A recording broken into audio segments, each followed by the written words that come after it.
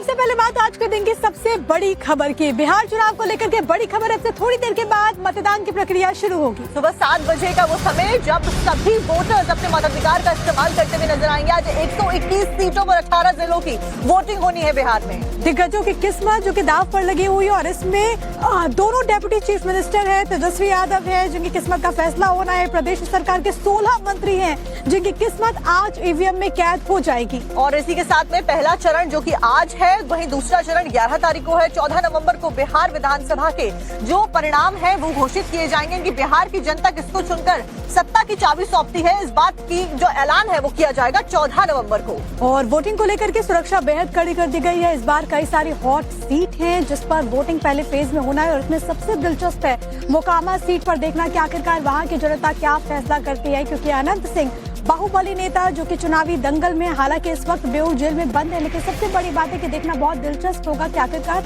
मोकामा की जनता के मन में क्या है। 121 विधानसभा सीटों पर पहले फेज के लिए आज वोट डाले जाएंगे। 14 मंत्रियों की किस्मत नीतीश सरकार के आज उनका फैसला होना है और आज जनता जो है वो वोट डालती हुई नजर आएगी। बिहार चुनाव में आज 121 सीटों के ऊपर 18 जिलों की वोट डाले जाएंगे। 1314 कैंडिडेट्स हैं जो कि चुनावी मैदान में हैं। सबसे बड़ी बात है कि 11 कैंडिडेट ऐसे हैं जो कि हर सीट पर चुनाव लड़ रही है। औसतन हम आपको बता रहे हैं दूसरा फेज जो है, जैसा कि साक्षी ने आपको बताया कि 11 नवंबर को वोटिंग होगी, तब 20 जिले की 122 विधानसभा सीटें हैं जिस पर वोटिंग होनी है। और इस बीच देखिए जो तस्वीरें सामने आई है कि कैसे जो सुरक्षा व्यवस्था है उसके चाक चौबंद कर दिए गए हैं। कुछ ही देर के बाद में वोटिंग की प्रक्रिया शुरू होगी। शाम 5 बजे तक का समय निर्धारित, जिस दौरान जो वोटर्स हैं वो अपने मताधिकार का इस्तेमाल करते हुए नजर आएंगे। तो अभी घड़ी में 6:52 हो रहे हैं, यानी कि अब से लगभग 8 मिनट के बाद जो वोटिंग की प्रक्रिया है वो शुरू हो जाएगी। और सबसे दिलचस्प ये भी होगा देखना कि अलग अलग जो सेंटर्स है फर्स्ट वोटर कौन होता है, क्योंकि साक्षी हम देखते हैं कि लोगों में किस तरीके का उत्साह है। ये लोकतंत्र का पावन पर्व है, तो ऐसे में लंबी लंबी कतारें भी नजर आ रही है अभी से ही। और खास करके युवाओं के ऊपर फोकस, महिलाओं के ऊपर फोकस शुरुआती दौर से ही हम देख रहे हैं चुनाव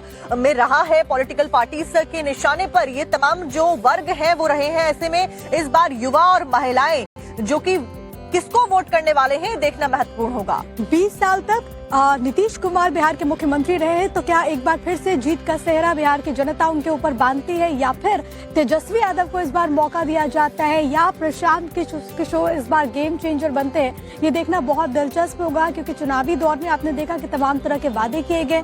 हमने बिहार के दंगल में ये भी सुना कि नौकरी का वादा किया गया, महिलाओं को साधने की कोशिश की गई, लेकिन अब आम जनता की बारी है कि वो आखिरकार उन बदलाव पर मुहर लगाती है जो कि उन्होंने बीते 20 वर्षों में देखा, या फिर उसी बदलाव के नाम पर तेजस्वी को मौका देती है या फिर प्रशांत किशोर को चुनती है। यानी कि चाहे आरजेडी हो, जेडीयू हो या फिर एनडीए अगर पूरे तौर पर देखा जाए, या जनसुराज हो, सभी पॉलिटिकल पार्टीज अपना दमखम दिखाती हुई नजर आई। चुनाव प्रचार हालांकि वो अभी भी चालू है क्योंकि दूसरे फेज के इलेक्शन अभी भी बाकी हैं। अब आज बिहार की जनता किसको सत्ता की चाबी सौंपने वाली है देखना महत्वपूर्ण।